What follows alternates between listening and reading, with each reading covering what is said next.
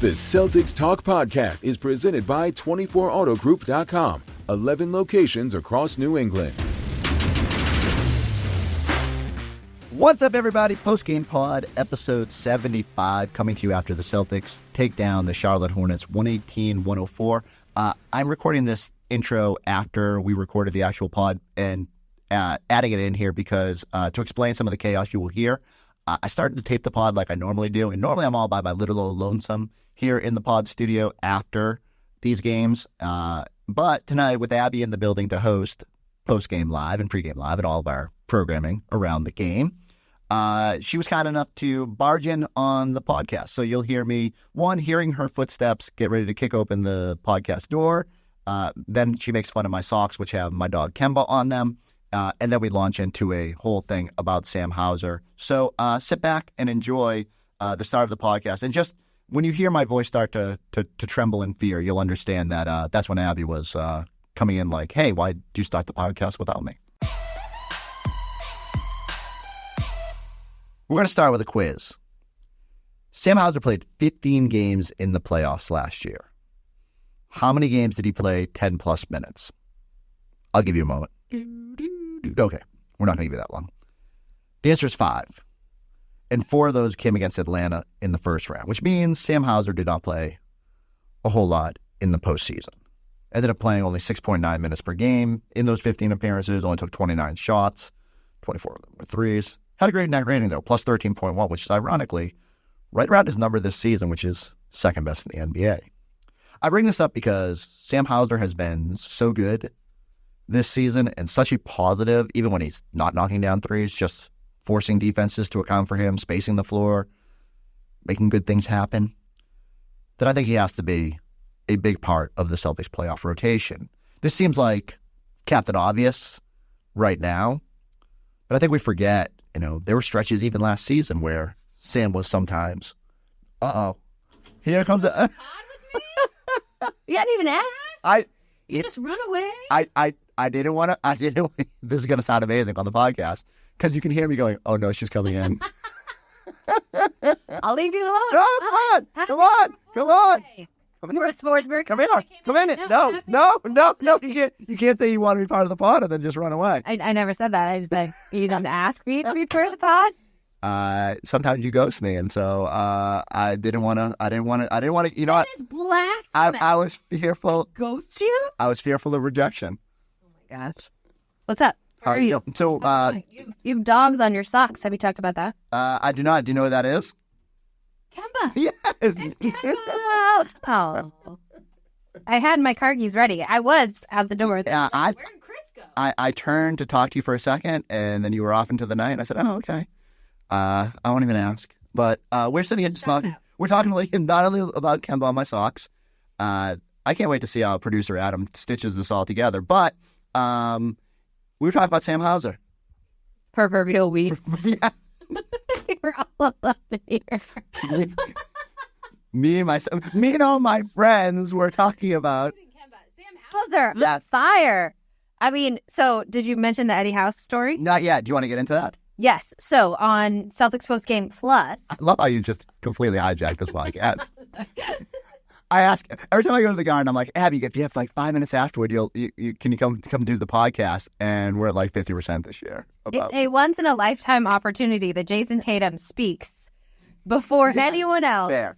I'm usually waiting for Jayson Tatum, and then after that, I really want to go home. How did you know which room I was in, by the way? I saw you walk this way.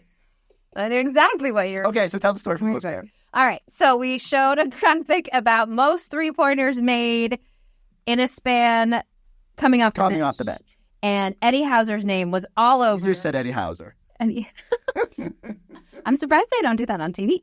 Now you are. Now you're cursed to it. Now I will, yeah.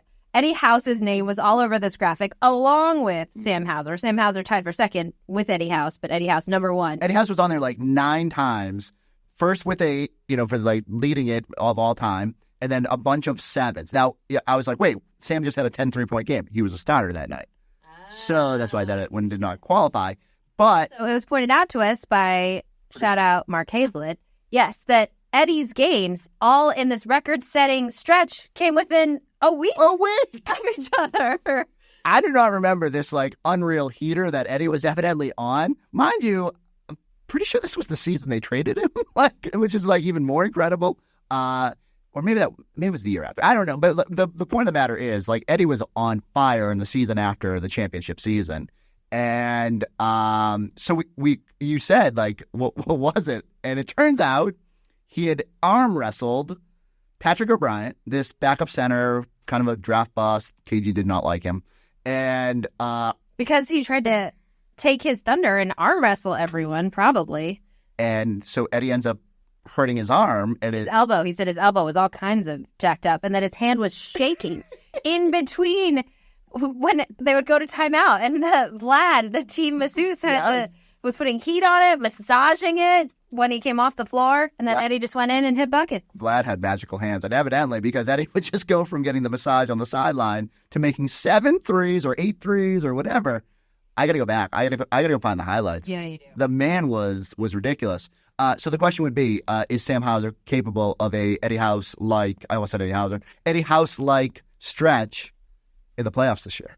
I believe so. I don't think he's shown us anything this season to make me doubt him. But that was my question in postgame, is how sustainable is this Sam Hauser in the postseason? So I'm a little bit worried because typically you lean on especially when you're in the Celtics case where you have 6 guys who are going to play. Let's just do the math. If all those guys play 35 minutes, quick math, 30 plus 180, 210, you have 30 extra minutes left over in an NBA basketball game to split between maybe Sam, maybe Peyton Pritchard.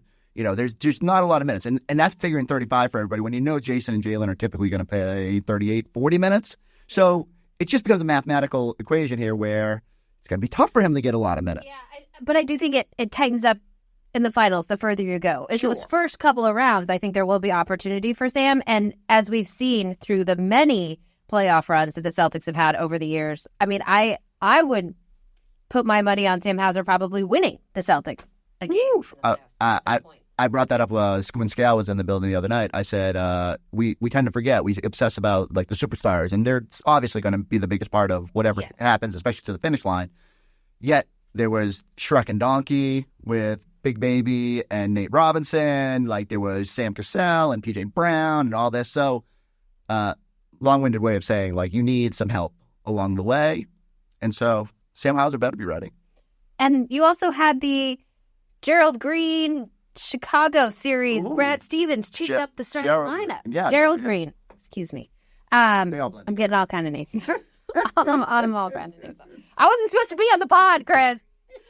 I didn't prepare for this. When you come kicking down the door, you got to bring the right names. And so far, you got to have those moments where it's not about Rajon Rondo breaking his thumb. It's about changing the starting lineup and inserting Gerald Green. Probably the most shocking moment in Brad Stevens' tenure. But it worked. It did, but I was just the series. I cannot explain to you the all of us media scrummed outside the locker room in Chicago, and Brad goes, "Yeah, we're going to start Joe Green." And we're like, "The season is on the line, and you're going to Joe Green." It worked, and he told us that he was going to change the lineup. Will Sam Hauser sneaky start a game in the postseason? Ooh, intrigue. I mean, only if injuries occur. Of course, but I think that's a fairly good possibility of happening when you figure they'd play for a month and a half. I think there's at least one game in the mix. I'm not willing it upon us here. Gosh, they have 6 guys. You give me that look. Don't make me nervous. I don't even want to think. Let's not even talk it into existence, right? Even think about injuries. Any other thoughts from tonight's game? It was fun watching Sam. My favorite play from Jayson Tatum was the end of the third quarter after he'd been playing iso ball for a little while and before the end gave it up to Sam Hauser for an above the break 3. Drew both defenders, dished it. What did you think about Grant Williams? It was nice seeing Grant Williams back. I think everybody was a little more excited to see him in Charlotte than in Dallas earlier. Guys were being a little bit nicer to Grant. I think it, and everyone keeps asking about this. I say it's, the first time you see him, you kind of just want to remind him, hey, we miss you, but there's a reason you weren't brought back. Don't try to get cheeky, which he did and does. Does Grant get cheeky? Cheeky. Yeah. What would you call it? Feisty? Yeah, I think it's a fair description. But now tonight you look at him and you probably feel bad. He's playing for a team that is 42 games behind you in the standings now, or whatever, 41 games. But he's home, and he played good. He played well. Got a couple charges. thought Porzingis was going to fight him at one point. Like, this to start some stuff. This is what Grant does. That's exactly what Grant does. I will miss some of that in the playoffs. And yet, how ironic, if Grant was your seventh guy for the 22-23 postseasons, Sam Hauser is your guy now. Intriguing. Like how I brought that podcast full circle. Well done. You are a professional. That's why you have a podcast. But I probably wouldn't have done it if you weren't here, because I would have been talking to the wall and my socks with... I don't know what... Are you one of the people, though, that feels like the Celtics are missing a dog for this playoff round? That also brings it full circle. Back to Kemba. I do often say I miss the Marcus Smart chaos potential in closing moments. Because there's, like, think about every postseason run we bet on. There's something crazy happens and Marcus does something. Blocks the shot in the bubble against Toronto, like, dives on the floor, does something crazy. Hits a big shot. Even the Derek White putback, wasn't that Marcus who took the shot? I think he went quick. I don't think Marcus knew to go quick. So, my point is, like, Marcus knew in those moments. Inbounded it, though, and then yes. As aggravating as it can be, Marcus would make something happen that you were like, man, like, thank goodness he was out there. And they've got their ceiling is so much higher right now. And that's not a knock on Marcus. It's just Kristaps and Drew are really good. But I need them to be the chaos factors in the big moments. It could be, and that's another argument for it could be anyone on a given night. It doesn't always have to be a Marcus Smart. It can be Derek White coming up big in the clutch with a 3. Sam Hauser going all howitzer on a team in a Game 5. You never know. Could never be. know. Kristaps Porzingis gets emotional, too. KP. The block in Memphis where he was like, oh. What was that? Thank God. See what you're doing.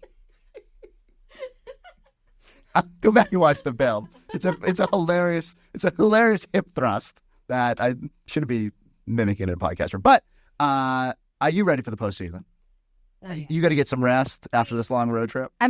I did not realize how few games were left. 7 in the regular season, 6 of them at home, which means we get a guaranteed 6 more Mike Gorman games. So I'm going to try and cherish that and those memories and those times before the season ends. The regular season. Have you ordered playoff fits yet? I have not. My Rent the Runway rotation. I did just order my fits for the rest of the regular season. Fire fits. Fire fits. All right. Some jumpsuits, some suits, spring suits. Ooh. Does that excite you? No. This is the stuff people tune into the podcast for. Like, normally when I talk about my outfits when I'm by myself, no one cares. Because we didn't have an Easter game, so I had to save it for tonight. I'm wearing pink. Pink and black. I said no one will get this reference because it's wrestling, but it's there was a wrestling tag team called the Hart Foundation. Oh. Do you want to be Bret Hart or Jim the Anvil Neidhart? I have no idea. Okay, well, go Google it. You're wearing pink glasses, though. I just noticed. So we color coordinate. How'd you miss that the whole night? I was going to give them to you at one point. All right. Here's the rest of our post-game coverage with even more Abby a part of it. We took care of the paint, right? And at first it was the Hornets were going to get whatever they wanted in the paint, 34 points in the paint in the first half. That's ridiculous. And then Sam Hauser, this Sam Hauser game, he just was on fire and fuego from behind the 3-point line. And, I think everybody else, kind of felt that. I mean, Jayson Tatum, he had 16 in the first half. He could have been looking for more shots, been trying to get going more, but I felt like the team seen that Sam Hauser had it going. They found him. He was able to knock down shots, and we took care of the paint. It all starts with defense for me. I'll always look at that because that's what's going to win you the championship. It's not going to be the offensive end. It's going to be the stops that leads to the offensive end. No question. They shored up the paint in the second half, but you're right.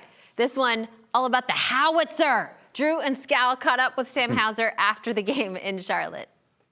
All right, Celtics beat the Hornets. Sam Hauser, another magnificent game, and we're now joined by the howitzer himself down on the floor. Sam, for those of us who can't shoot anything like you, can you just tell us what it feels like when you're in a groove like that?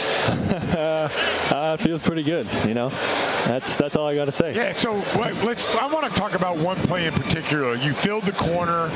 It seemed like you were drifting away. It was that far baseline. And do you feel like if you get your feet set, at that point it's just let it go?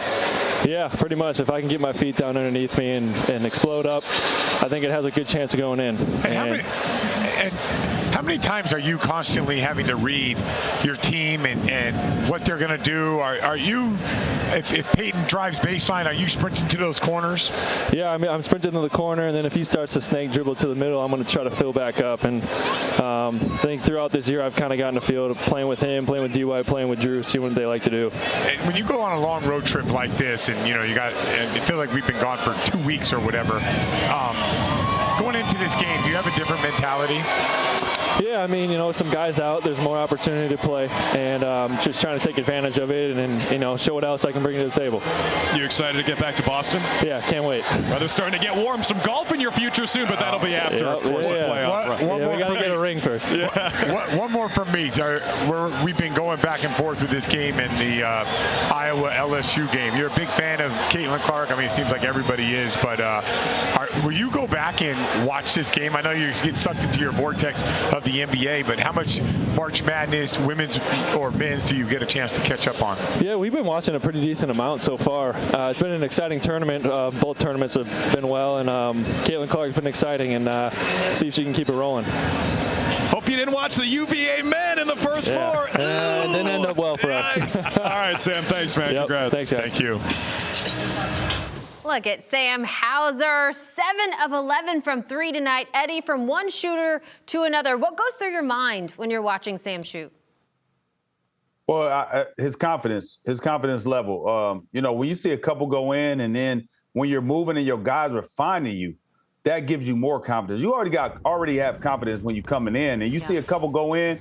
Okay, it's like, it could be one of these nights. And then when your teammates are leaning on you and they're finding you, and you're being able to relocate, like he said, he's just reading the game. Whether it is, I like that one the most. That's my favorite shot. That was your favorite? And it wasn't a three because they ran him off the three. Like, he couldn't do anything else but shoot the three, and he showed that I could make you pay from the mid-range. So I like that as well. But him being able to read the game, if it's baseline drive, baseline drift, like that clip right there, or like he said, if it's a snake dribble, I'm gonna relocate to the wing. So I give my teammate passing lane to find me and a lane to find me, and I'll be ready to shoot it. And like he said, if he gets his feet set underneath him, it's going up, and he got the utmost confidence to knock that shot down. No question about that. My favorite one was when he sprinted down the sideline and got the ball and just threw it up there, no hesitation. But, Eddie, the question with Sam, and it's something that came up in the playoffs last year, how sustainable is that in the postseason? Well, it just has to be it doesn't have to be sustainable to where the point is like you're leaning on him, because that's not going to be his role in the playoffs. It's totally different in the playoffs. But you are going to have to deliver when your number is called, okay? And you just have to be ready for that. And so just be prepared to, whenever your number is called, and understand that some games that it might not be called as much as other games, but always have the mentality of like, I'll be ready, I'll be ready, I'll be ready. I can't wait to get out there, because when it does come my way, I'm going to make this other team pay. And I'm also going to show the coach that, man, you could depend on me. I might could get some more minutes if you throw me out there, man. I got some shots for you to knock down. So I feel that that's the more important thing, is just stay ready so you ain't got to get ready. And that's exactly what that Stay Ready crew has done so far this season, as we bring back in Drew and Scal in Charlotte. Real quick, I want to close this conversation on Sam. Scal, that was my question to Eddie. Do you think, have you seen enough for carryover into the postseason when it comes to Sam Hauser and the three? You have to put him out there. You got to give him a chance. If you never know if you're going to get 4 threes in a quarter or something like that. But I don't think he's going to get off the rip. I don't think he gets DMPs. I think he gets the chance to go out there and play. It's such a weapon. He really connects well with Jayson Tatum when he's out there with the Stay Ready group, as you mentioned. So I think Hauser will be a rotational player that can earn his minutes. All right. Do you guys have any other thoughts on the game tonight? Because otherwise, I'd just like to focus on Drew. Go ahead. You can focus on Drew. There's nothing like, well, again. Drew Holiday? Or Drew. No, Drew Carter. Holiday. First season as the play-by-play man for the Boston Celtics. And this could be the last game of the season. This is my final game of the season, indeed, because only one road game left in the regular season. Yep. It's only on national TV. So, Milwaukee. And then, of course, but no, I mean, Abby, thank you. But Nobody wants to talk about me. Let's focus on the fact that Mike's got a few more games. Let's send him down to the G League. As he mentioned. I know. It's funny. It's funny. I know I'm going to get some tweets when I'm calling those G League games. Like, stay down there. You never should have told Scal about that. Don't come back. Put him on a two-way. So how important was it just to finish this long trip off with a win, just be able to, just go home feeling good about yourselves? Very important. 4-2 on the road trip. Hindsight, not too bad. And like you said, the last game on a 12, 13-day road trip can be the toughest. Because we already go home and see our families. So it's good to get this one. What was it like another full game against Grant? I saw you guys out there talking a lot to each other. It was good. My brother for life. So always good to see him, good to compete against him. So yeah, just having fun out there, competing against each other.